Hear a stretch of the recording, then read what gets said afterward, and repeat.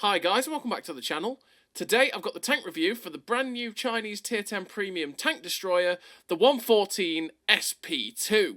Now this is a Chinese tank destroyer that is currently in the Season Pass for 2,000 gold, so if you just buy the Season Pass, which you always should do, if you get 2,000 gold, because if you complete it, you'll basically get that gold back plus more with keycards and stuff like that. So you'll basically get this thing for free if you do buy that Season Pass. And yeah, it's a pretty decent tank destroyer. It's very meh, if I'm honest. It's not the most inspiring tank in the universe. It's got an unusual alpha at 650. It's not got any armor particularly. It's fairly sluggish.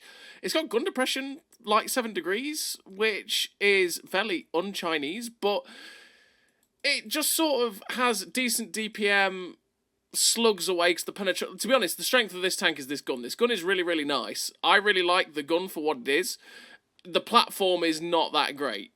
But for 2,000 gold for basically for free, could you moan? Not really. Is it nice that the tank that's going to be in the Season Pass isn't broken? Absolutely. You know? And yeah, it's just alright. It's not anything special. And if this was a case of, should you buy it, you know, if it was out there for sale, for example, at full price, I would say no. No, it's not. But 2,000 gold, can we moan? No. It's okay. It's probably on the lower end of bang average to just sort of a bit you know what I mean? So without further ado, let's go into the old statistics of this tank. So, the 114 SP2, so you've got a 980 horsepower engine with a 45 km/h top speed, 18 km/h reverse speed, with 15.56 horsepower per ton ratio. Now, the horsepower per ton ratio looks like it's pretty decent, but you kind of just struggle up to 45 km/h. You're a heavy boy. You really don't hit that top speed that much at all, which is why it wouldn't be worth putting the traction system on this thing. If you were going to put a piece of speed equipment on, you are more likely to put the powertrain on to give you just that bit of extra oomph in the engine, just to try and eke out a little bit more kilometers an hour out of it.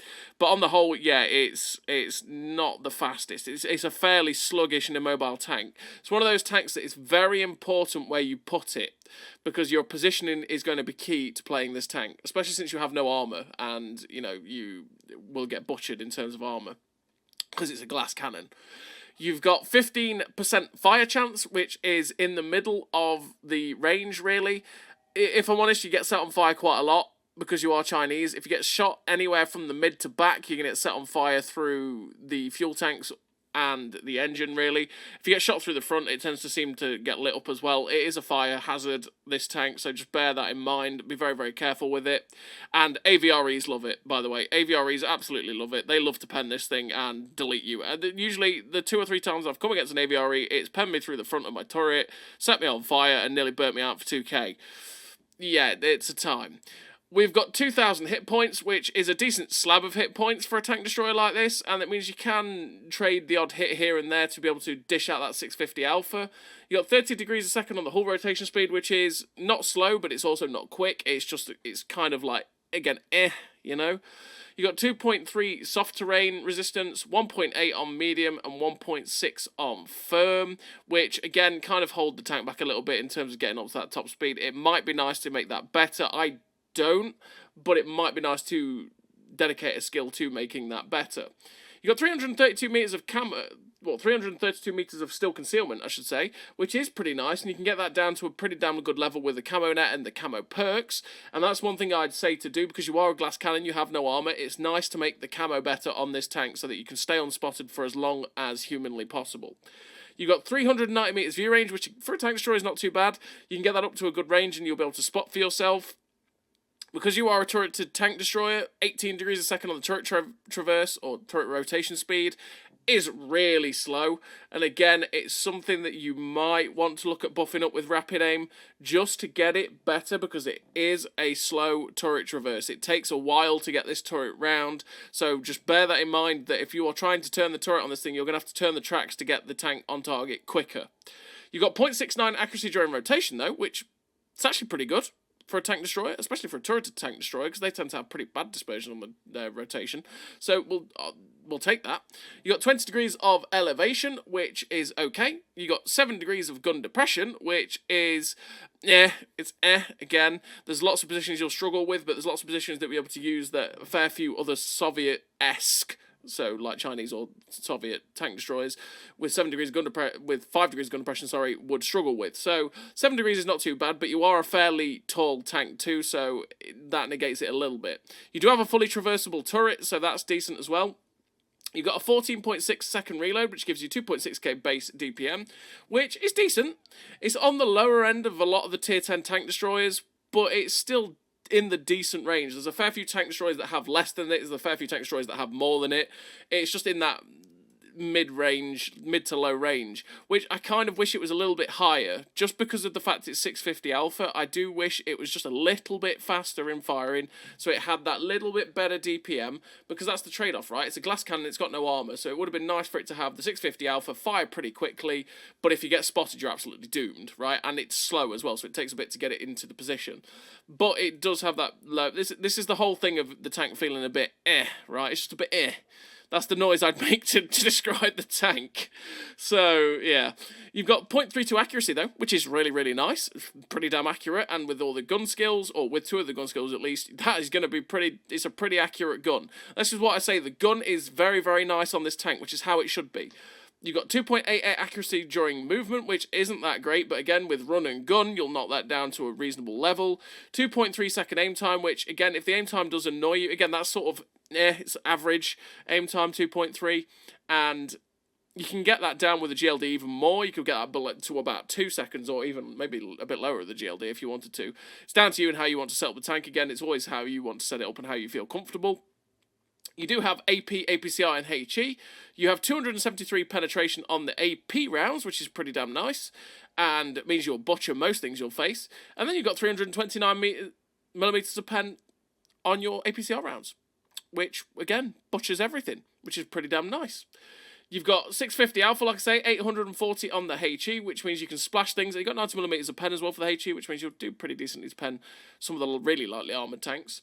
You've got 1,050 metres a second shell velocity on the AP, 1,250 metres a second shell velocity on the APCR, which is nice, and you feel the difference between that APCR and the AP round. This is another tank that you're going to find that most people probably just spam APCR from, because there's no downside to the APCR compared to the AP. You've got ridiculous pen, but the big factor that a lot of people will use it for is that velocity. The 1250 velocity is very, very nice, and yeah, that makes this premium round really good.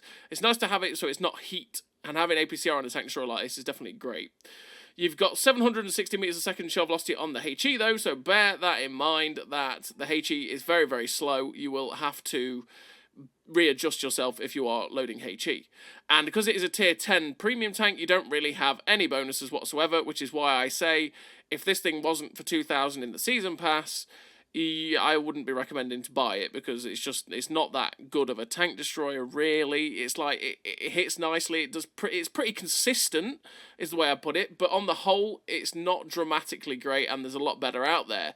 And because there's no bonuses in that, and it's a bit it's not worth paying the full price for, but 2,000 gold is fine.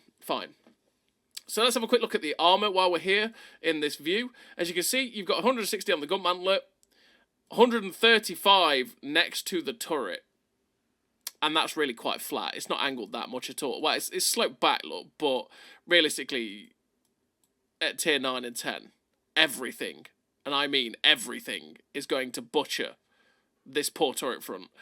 You might ricochet. I mean, what's the turret cheeks? So the turret cheeks on this tank are 90mm of thickness. I mean, they're pretty damn angled, so if you were to do that and someone's shot was to deviate and hit there, it might ricochet. But to be honest, on the whole, yeah, this poor tank is really quite badly armoured. 75mm upper plate. I mean, it's angled quite sufficiently, but it's only 75mm of thickness, which means it just gets penned exceptionally easy. I mean, a Sturm Tiger could probably pen that if it got lucky with its roll with HE. You know, that is a sad, sad time. And like I said, the armor is just not that nice on this tank, and it does get absolutely trashed. It is the epitome of a glass cannon. You really have to play it as a second line support, or try and play peekaboo as to not get yourself in harm's way too much.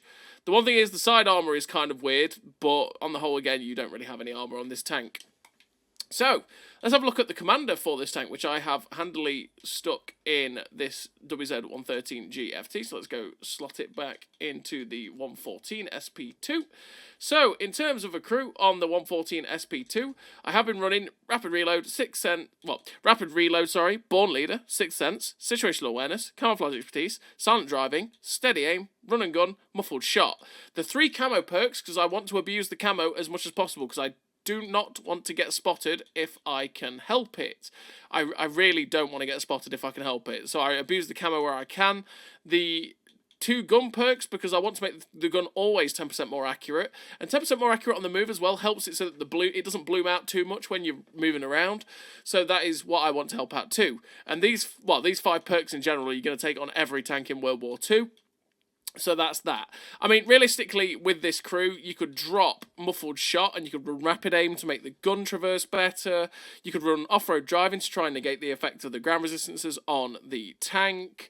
I mean, you could run Snapshot just to make the gun a bit nicer. Armor Angling to try and reduce the amount of damage coming in, because it's always going to take damage, so it might be nice to just reduce the amount of it coming in. Or Track Mechanic, because at tier 10, there's a lot of tanks that could perma-track you, so you might want to be able to just get your tracks back on quicker. There's plenty of ways you want to set it up. Realistically, Muffled Shot is the one that I'd drop for something else if you were going to. And then in terms of equipment, I have been running, if we put food back on, the Advanced Loader, the Optics, and the Camo Net. So Advanced Concealment to make my camo way better. As you can see, we've got it down to 262. The Optics to be able to spot for myself. As you can see, again, you can see I got up to 499 meters view range, which is fantastic. Means I'll be able to spot for myself, and I'll be able to spot things at greater distances, so I can abuse the camo even more. And then Advanced Loader to make the DPM even better, which is what you really want to do. Again, if you decide you're not bothered about the camo, but you get annoyed by the gun, you could run the Advanced Gun Lane Drive to make the aim time better. You could run the powertrain to get that extra oomph in the engine. You could run vents to make everything about the tank better, but I don't think you really want to do that. There's many ways you can set up a tank, as always. This is just a good setup for you to take out the tank initially and then decide how you want to spec the tank yourself, pretty much. But yeah, that's what I run in terms of a crew and in terms of the equipment. Let's have a look at the statistics of this tank while it's fully equipped. So, we've got it down to 212 on the ground resistances, 166 and 147, 262 meters of still concealment, which is fantastic. And with silent driving, we're at 276 meters of moving concealment. We're up to 499 meters of view range, which is glorious. We're at 19.55 degrees a second turret rotation speed, so we've gone up about 1.5. Accuracy during rotation is 0.54 now, which has gone down a little bit, even though we've not helped it with anything at all.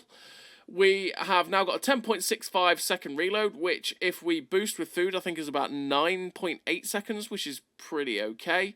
You've got 3.666 DPM, which I actually believe is better than the only other 650 Alpha tank at this tier. Because I think there's only one more, and it's the 268 version 5. We've got 0.26 accuracy, which is really, really good. 2.05 accuracy during movement, which is decent again. It's not bad. 2.12 aim time is a lot nicer than the 2.3, but you still do feel it a little bit here and there. So yeah, you got 3.66k DPM, but if we were to look at a lot of the other tier 10 TDs, so if we were to look at, okay, so these are 2 tanks that have lower alpha. So we've got the 268 version 4, which has 3k DPM. So this tank has way worse DPM than that SP114 SP2. The 263, however, is it's a tank that has the lower alpha, higher DPM thing going for it, and that's 4.1k DPM. That's way higher. We've got 268 version 5 that's got 3.7, so it's got more DPM than than the 114 SP2, the 268, 4.3k DPM. We've got the Gorilla, which has 3.9k DPM. I think you get a picture here of what it's like for some of these tanks. The E4 has 3.5k DPM, so it does have less DPM than an E4, but the E4 hits harder and has better armor. So there is that. I mean, what does a Ruthless pack? 2.8k, so way better than a Ruthless, but the Ruthless has Alpha and Hesh. So yeah. And then if you're talking about the actual other Chinese tank destroyer as well, let's go find the crew from the 114 SP2, go put it back in the Tech Tree Tier 10. What does the Tech Tree Tier 10 have for this? Although it doesn't have a turret, has 3.5k DPM. So even that the 114 SP2 has better DPM than the 113 GFT. Let's have a quick look at the Turan to see what this... Does this Turan have a crew? It does not have a crew. Yeah, so let's put a crew in the Turan just for a laugh to see what the DPM of the Turan is compared to the 114 SP2, because this is another glass cannon TD with very good camo, right? 4.2k DPM, so way better. So yeah, this tank on the whole is very bang average to low grade is the way I'd put it probably. I don't think it's that great, but for 2,000 gold, it's not that bad realistically. And obviously you always want the 2,000 gold to spend on the season pass, because you always get that 2,000 gold back pretty much, and then also all the key cards and things like that you get from it too. But yeah, it's a glass cannon. You want to play it as support tank. It's just one of those tanks that you have to make sure that you're not on the front line, you're not the centre of attention, because otherwise you will die very, very quickly. But as always, everyone, I'm going to send you over to the replays where you can watch the tank in action for yourself, decide on how it plays, and just, yeah, see how the tank handles. So, as always, everybody, I'll see you in the replays. So here we are in the replays with the 114 SP2. And we're on the first game of 4, which is on this map, which is Hidden Village. And on Hidden Village, I want to go to the position at G4, try and get a hull down there, and then see if I can get some early shots at those that cross up the 2 line. Now, this is a fairly aggressive play for this tank, and you're going to see what happens when you basically stick yourself on the front line. Yeah, as you can well imagine, your hit points disappear very quickly. So yeah, I decided to go, okay, I'm going to go quite aggressive. I'm going to get to that position, try and get some early shots, and then we'll see what we can do from there. And the position at G4 on... Well, not G4. Yeah, G4 on Hidden Village is a good early spot to take to be able to cut off an enemy advance. And to be perfectly honest, that is where you want to be. You don't want to sit back at this rock here that we've just driven past, or the rock at F3, because it quite easily turns into an envelopment that you can't escape from and you get wrecked. Only if the enemy team overextends too much can you die from that, basically. So as you can see, we poke up, spot the IS-4, get a nice shot into his side, and we're just waiting for the reload now, and the reload isn't too bad for 650 Alpha. It does reload quite quickly. We poke over and get shot by the 4005 there with his Hesh. We are very lucky that we did not lose any more hit points to that Hesh round, because that Hesh round could have deleted most of our hit points. Then we take a shot from the IS-4, who's on the move. We get a shot straight through his side there for 610. Low rolls, keeping that guy alive. We dodge the AP round from the artillery, or should I say the artillery just misses with that AP round. We poke around the corner, have a look at the IS-4. It's like, oh, can't get a shot at him. Didn't think he'd be able to get the gun on target onto me there, and unfortunately, he puts us down to 352 hit points, which means we've got nothing left. I got nothing left! You know, that's sadly the way it is. If you put yourself on the front line and try and trade like that, it's not going to go too well. I decided I'm going to play a risky maneuver, and that is to get away from the TDs, get away from that cross, because look what's happened. The town, they are pushing out of the town.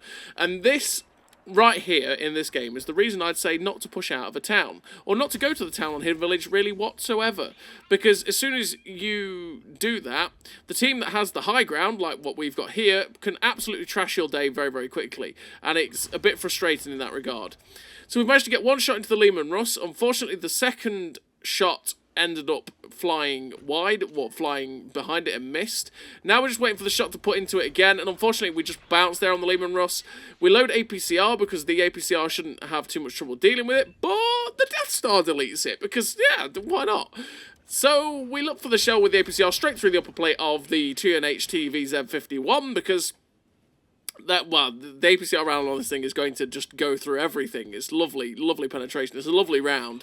And we're in the perfect spot for the 114 SP2 here. And this is why I wanted to set up for camo as well, because that way we could stay unspotted and we can farm with the camo that we have. So now that the Ruthless has appeared, which is obviously one of the former Ultimate Pass tanks, and yeah, he will hurt us. He doesn't even have to pen us to kill us. He can just splash us. But I want to try and get a shot into him, but we can't. We just can't find the shot. He keeps looking at us. The Death Star keeps progressing. It's kind of awkward. I just want to poke over and get a shot, but I'm just unfortunately not quite doing it. He gets unspotted, same as I do. Then he gets spotted, and now we've got an E4 friend with us. It's like, right, okay, is one of us going to take the shot here and try and bounce it? Well, I can't bounce it for sure, so whatever. So this is a waiting game. Then I decide, okay, you know what, I'm going to ignore the Ruthless. I'm unspotted at this point. There's a medium tank down there. Maybe I can get my gun down and shoot the Marat that's currently spotted. But he gets blapped and shut down. But we do have a great shot into the side of the Centauro 45T, so we'll shut that guy down. That's a nice time. Now there's an AVRE crossing the open. Always need to get rid of the AVRE, always. But he gets shut down by the Chieftain. The Ruthless is still looking up at my E4, but I think maybe I can get a cheeky shot into his cupola here, which we can, and unfortunately it bounces because that E4 cupola that is on the Ruthless is just troll as. It really shouldn't have ever had that. That cupola on the E4 and on the Ruthless should never have been buffed up to what it is, because 276mm of pen on AP has problems with it. We go over to get a shot into the back end of the Ruthless, and it was like, oh no, I'm sliding, I don't want to slide, but thankfully the artillery slaps the shot and finishes off the Ruthless there, and we're up to 4k damage with 1300 assistance, which is pretty good. And we're just going to poke this ridge to see if we can get a shot into the 268 version 5, which we spot. We auto-aim the shot, get it through his side of his turret. It's like, don't do it! Thank goodness for me, he doesn't shut us down. And now we're getting detected. It's like, okay, we're detected. Where is it? Where is the tank that is currently looking at us? I don't like this. I feel like it might be on my right because I felt like I got detected as I pulled back a little bit too much, so I thought it might be at A8. But unfortunately, the STRV was actually behind the rock there, and it shut us down. Finished the game with 2 kills, 4.6k damage, 1300 assistance, the second class. 1292 base XP, a pretty average game there for the 114 SP2. And that kind of just showed off what happens when you bleed all of your hit points. And you played that little bit too aggressively too early, and you bleed most of your hit points in that aggressive manner, and the way you have to then play to be able to try and get something out of the tank. But now we're on to the second replay of the replay section, and we are on one of my favourite maps, that is Sand River. And on Sand River, I was debating, what do? Do I go to a position like G6 and try and get some early shots at people that cross up onto the dunes at G12? Or do I go over here and sit at C6, try and get any shots into something that might cross along the A line, or try and get cheeky shots at stuff towards their base or in stuff in the middle? And I thought, this tank, as you can see right now, is slow and sluggish. There is no hope of me getting to the position at G5 before anything actually manages to reach up into G1. I saw they had a Turan, and that made me think, yeah, I'm not going to G5, G6, because probably what will happen is I'll get spotted after I've fired, and then I'll get wrecked. Because the position at G5, G6 on that little ledge to try and catch people crossing out is very good for a tank that's really, really quick. But for a tank that's slow, it's not too good, because most of the time they're already in the dunes, you get spotted and they have 3 shots down on you, which makes it very, very awkward. So we've come to this position here. There's nothing really crossing the A-line at the minute, so we're going to see if we can try and get a shot into the Panther 2, which we couldn't because he managed to pull back in time. There's a 257 currently driving up behind us, and I'm thinking, nah, he's not going to drive straight out, right? Surely not. Oh, okay, there he is. We turn the tracks with the turret to make sure that we can get the gun traverse to get the gun round, and we slap the shot in to the 257, who gets shut down by the E100. So we're just going to wait for our spot our sixth sense to go off. Now the sixth sense is gone. Maneuver ourselves into a different position on the ridge. Try and get a shot into the CDC black to shut it down, but unfortunately it just misses that CDC because he just moved away just in time. We do get detected as we poke. Something takes a shot at us, and I'm like, there's something in those bushes on that ledge. Let's see if we can get a cheeky blind fire, because you always want to. You know what? You miss 100% of the shots you don't take. We know there's something on their TD ledge, so it's about shooting the right bush, and there we go. We hit something. So we've hit something blind there. We knew there was something over there on their TD ledge, which meant that, yeah, we just had to hit the right bush to be able to get the damage. So we pop another blind shot to see if we can hit it again, see if it's still there, because you never know. It's not, and I decide, right, okay, I'm moving forward to be able to try and get some assistance, try and spot, and then move up to a better aggressive position. So as we're on the move, we get a nice shot there into the Waffle E100, who manages to bounce a shot on us, and we do spot him, and we spot the IC152K as well, because we do have 499 meters view range, which is great, which means we can get some good assistance if we get to nice spotting locations. We're now going to try and use the ledge here to get the gun depression to get the shot on this Waffle. It's been really awkward because 7 degrees of gun depression again is a little bit awkward for this ridge, but we do shut down the Waffle E100. We do spot the Taran as well, and the medium tank. We're trying to get the shot into the Taran there, but the 7 degrees of gun depression again is proving a little bit awkward. We're trying to maneuver ourselves a bit different again on the ridge line, just trying to change the position on the ridgeline, therefore making the ridgeline work for us to try and give us a little bit more gun depression. We did just about get the shot down towards where the Taran was, but unfortunately it went straight over. The Panther 2 takes a cheeky shot at us, gets the shot in and pens us, and unfortunately we couldn't snap the shot onto him, so we didn't get that in. The Taran is now doing a silly play. He's moving out in the open. He takes a big hit there, and we get the shot into him for 625, don't quite finish him off. There doesn't seem to be anything on the ledges over in the distance, so we're not getting shot by it. Now we're reloaded. We're going to poke over, get the shot in, and shut down that pesky Taran. The M41D is in the open, same as the 7032 Black is behind that ridge. So we're just waiting for the reload. It's like, okay, M41D, you can pen me once or twice. Good night, sir. Out of this game. Then the 7032 Black gets shut down by the Andre the Giant, and we finished the game with a pretty decent total for the 114 SP2 there. The 3 kills, 3.5k damage, 2.7k assistance, second class, the 1312 base XP again. Another fairly average game there for that 114 SP2. Now we're on to the third replay. In the third replay, we are on a map that is always glorious to get, and that is Westfield. And on Westfield, what I want to do in this tank destroyer, it's always good position to take with a tank destroyer, and that is F7 on this map. The little valley ravine on Westfield. It's always great to take that position over there, because you can get shots at people that cross up the K line, you can spot them, and you can use the bushes in general to stay unspotted. But for a tank like the SP2, it's a little bit more of a struggle because you don't have the top speed. You want to be kind of there early in those bushes, getting the early spots of people crossing up the K line, because the faster tanks might get ahead and get into the K0 a lot easier and way before you manage to get into position to be able to spot them.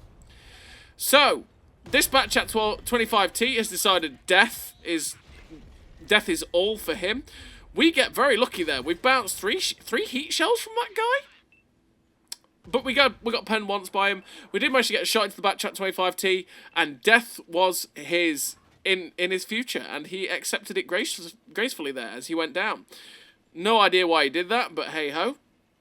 Now the back chat's gone, we're going to try and push forward, get into position to spot the guys along the K line if there's anyone going that way, and then use the bush cover to try and stay unspotted if we can. We were just trying to see what the medium tank was doing at C6. No idea what was going off there, because that guy is also going to die. And there we go, we spot the FV4202. We snap the shot at the 4202, and unfortunately we get the shot only into his drive wheel, or into his track, sorry, and it only tracks him. He's now looking for a shot at us. We get unspotted, and thankfully he missed that shot. So I want to try and pull into the bushes in front of me. I'm going to knock down the tree again to give me a little bit more concealment if I need it.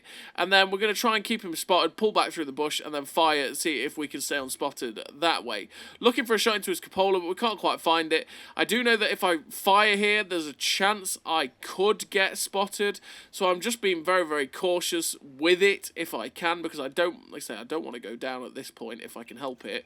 We end up spotting the 4202 again, and I'm just waiting to see if anyone will shoot it. We're waiting for the enemy team at this point, because not the enemy team, our team, sorry, because there is nobody but this 4202 on that K line. So we're just waiting for our team to push so that the 4202 becomes distracted, because I want to try and get to the position at G5 and then be able to get shots along up at towards the C line and, you know, cause havoc in behind there, because they've won the ridges at C2, C3 quite easily because we didn't really push it. But our team's now pushing in. We're looking for the shot into the cupola of the 4202. The shot flies true and goes straight in. Just waiting for our reload a little bit before we move in. As you can see, the 4202 is getting distracted now by the tanks up top. We can finish that guy off with one shot, and unfortunately the shot just doesn't hit him because he manages to get away. He RBRTs the shot straight in. He snapped that shot straight in there. Gets another shot into us, but we shut down the 4202. It's sad that we lost those hit points because we really did want to keep hold of those hit points if we could, but it is what it is. We're up to 1600 damage and 1500 assistance so far. And we are now just going to poke up on this ridgeline, use our gun depression, and see if we can get some shots out. We try and get a shot there into the Super Conqueror, but unfortunately the shot doesn't go anywhere near because we didn't really aim it. We do spot the Conqueror, though, which is going to give us some assistance if people slap the shots in, which is good for us. The Super Conqueror starts to pull up on the ridgeline. We can't quite get the shot in to shut him down, but well, not shut him down, but get some damage on him. We do shut down the Murat, though, which is good. 2k damage, 2.3k assists so far, 2 kills, and we are getting some spotting assists as well. The AVRE is poking out, so we make sure we get the shot towards him. We definitely want to get rid of that AVRE. You always want to get rid of the AVRE if you humanly can do, because that thing is horrid. Now there's a Jagdpanzer E100 in front of us. I kind of wish I had premium loaded, because then I could go through his superstructure. The M5355 gets spotted. It's like, well, good night, Mr. Artillery. Good night, sir. Get out of my game. So we shut down the M5355 there, which is nice. And we are going to now see if they've distracted, see if they're not looking at us anymore, see if we can try and get a shot into something like this Jagdpanzer, which we do. We go for the cupola shot, and the shot flies straight into the cupola of that Jagdpanzer. Beautiful scenes. We load APCR now so that we can definitely go through that guy's superstructure, because you can go through the superstructure to the left or right, the gunmanlet, aim for the superstructure and slap the APCR round straight through, because, yeah, that's the way to take out a Jagdpanzer if you can't get the lower plate. If you have high enough penetration, you can do that. So we're up to 4,057 damage with 2.9k assist. The AVRE gets spotted. It's like, well, don't mind if I do. And we get a nice shot there into the side of the AVRE, just waiting for our DPM to shut him down. And in fact, he gets shut down by the Centauro 45T. We're going to move up now. The Super Conqueror might be giving us shots here. I can't quite see what I was getting the outline for him. The 2790 spotted in the middle, and I couldn't see, well, I didn't know if I was going to be able to hit him through the destructible cover or not, and thankfully the shot goes straight through the destructible cover and shuts down that 279E, putting us on to 5 kills. We're very, very close to the Top Gun now. It's like, please, I want me Top Gun. The T92 HMC gets spotted. It's like, hello, artillery. Kind of wish I had HE loaded, but I wasn't really going for the artillery. I had it loaded in case I get shot at the Super Conqueror. We get our shot into the T92. Just waiting for the reload now. Come on, Top Gun. Come on, Top Gun. Oh! So close. So close. And unfortunately, we couldn't quite secure the Top Gun, but we finished with the victory. 5 kills, 5.9k damage, and a 3.1k assist. It's what, nearly 9k combined. Pretty good. First class, the high caliber, 1647 base XP. A really good game there for the 114 SP2. So now we're on to the fourth and final replay of the video, and this is the best damage game I've had so far in the tank. And we are on Prokhorovka. Prokhorovka, who doesn't love Proc? We are going to try and use F3 if we can. Try and use a gun depression there. It's a little bit awkward with 7 degrees of gun depression, and once again, you will be spotted quite a lot using that position. And because you're such a tall tank, it's a position that means you will be having to expose a decent amount. So a lot of the tanks will be able to get quite easy shots into you, which means you bleed hit points fairly easily from F3. It's a little bit awkward to use the position. I kind of wish we had the other spawn, because the opposite position from the other spawn would have been better for us, just because you have better spots, really, from that position, and also better shots. The Leopard 1 on the enemy team manages to YOLO in on our Leopard 1 and get shut down. We end up spotting the AVRE. We were looking to see if we could get a shot into the 430U, but we couldn't quite do it. I decide, that position's a little bit awkward. I don't like that. So what we're going to do is going to try and move into a different position to see if we can get a shot into the 430U, try and help this guy out in the bowl.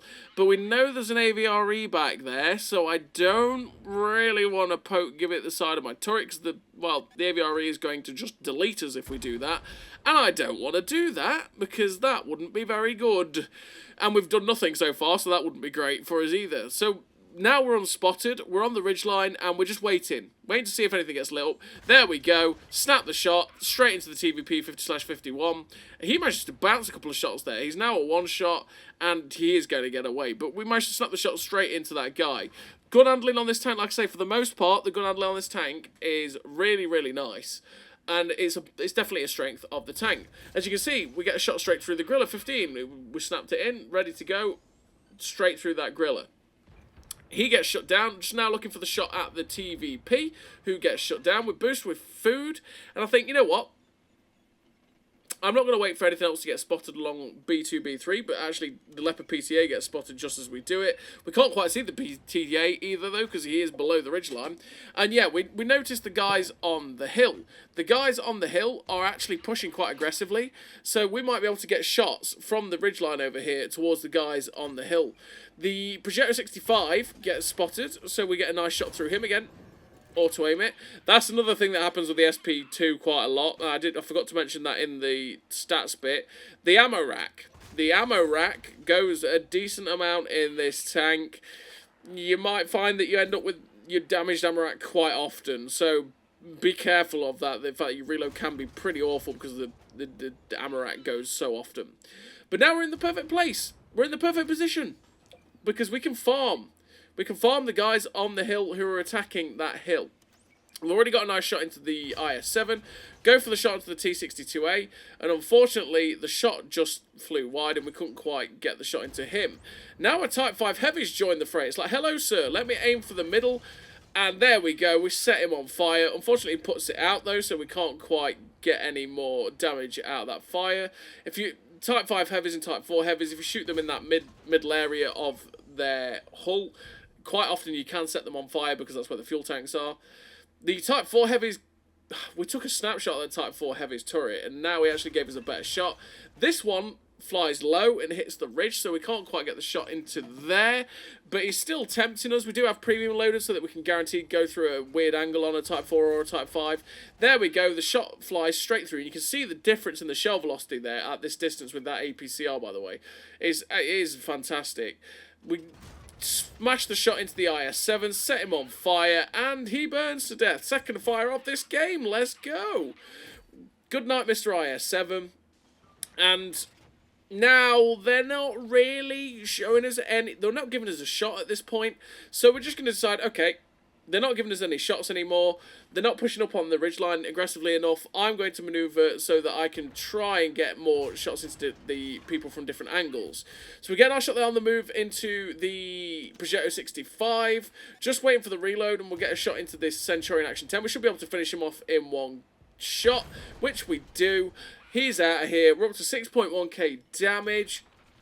We know there's a TD at C9, but I want to try and get into position to shoot any of these guys that are on our right. There's a Type 4, a Type 5, and then there's the STRV 103B. So we are just hoping, we're just hoping at this point that we can get there to get a shot, because this is where it's a little bit sad for the SP2, because we are slow. But thankfully the Type 4 Heavy drives out, gives us a nice side shot. So we slap that shot into the Type 4, just hoping yet again that we'd get a shot into the Type 4, but we didn't quite manage to get the shot in. The STRV 103B gets shut down. Can we get there to get a shot into this Type 5 Heavy? Really hoping we can, because, yeah, we're just, it's so slow. It's so slow, this tank. And, oh, yes, we get the shot in, thankfully, to that Type 5 Heavy. we get the damage out, he gets shut down by the Cranvon, and we finish the game with a really nice total for the SP2 there. Finished with the 2 kills, 7.4k damage, the second class, the High Caliber, the Confederate, the 1454 base XP. A pretty damn nice game there in terms of damage for the 114 SP2. And like I say, it's just a pretty meh tank. It's not that great. It's not that great. It's not brilliant. It's not bad by any stretch, but it's also just not that good. Yeah, meh is the way I put it. But for 2k gold, yeah, what it is. So as always, everybody, thank you very much for watching. I'll see you next time.